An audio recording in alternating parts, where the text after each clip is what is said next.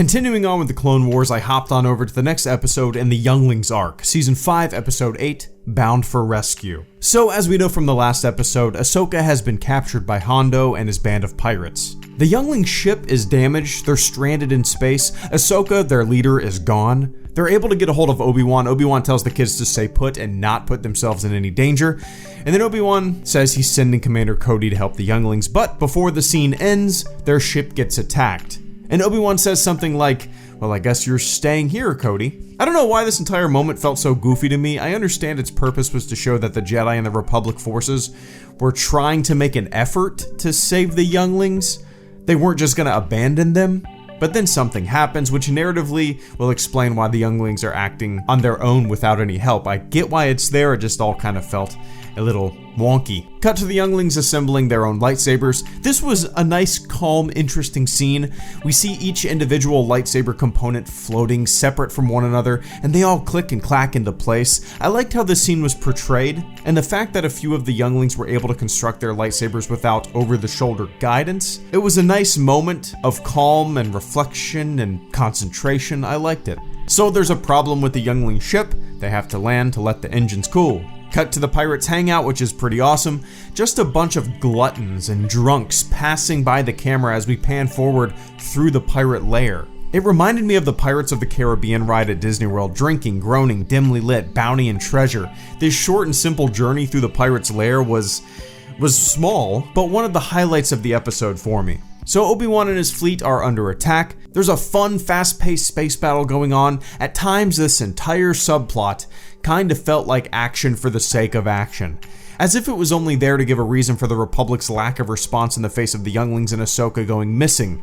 But we'll see where this all goes.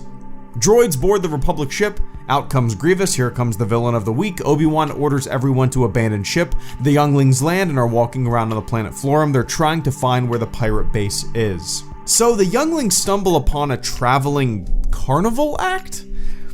I think this is gonna get pretty goddamn goofy. The traveling carnival is heading towards the pirate base. The Younglings pretend to be acrobats. They jump around and impress the carnival leader, and he accepts them into the troupe. This was super silly. I mean, it's one of those things where I have to look at it from the perspective of a young kid, right? They probably got a huge kick out of it, so me saying that was just too dumb and goofy just makes me feel like I'm kind of lacking perspective in regards to this moment's target audience. Oh, HelloGreedo, you thought this moment was too kiddie. What an enlightening and completely unexpected perspective when someone watches this episode.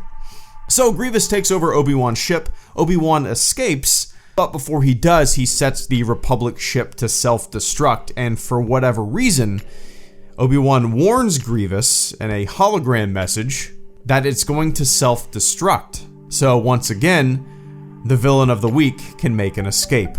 Cut to the Younglings putting on a show for the pirates in the traveling carnival, as Ahsoka is watching them from the side and realizes what's going on. The kids do a lot of carnival tricks, and they're able to escape because the pirates are all drunk. Petro, the cocky kind of ringleader kid of the bunch, tells Ahsoka that they disobeyed orders, and Ahsoka pretty much says that that's okay. She's learned from her master that sometimes bending the rules is the right thing to do. I like this trickle-down effect of relaxed attitudes towards breaking protocol and orders. It's interesting to see it start with Anakin's influence that was earlier fertilized by others. Okay, so yeah, this arc has gotten sillier and sillier with every single episode. That's not necessarily a bad thing. Silliness can be fine, but this episode felt so out of place when lined up against all the other episodes in a series that I've watched so far. I mean, so far this arc hasn't done much for me. It started out promising. And strong. But with each episode, I've slowly lost interest in watching the Younglings' little adventure. HelloGreedo, out.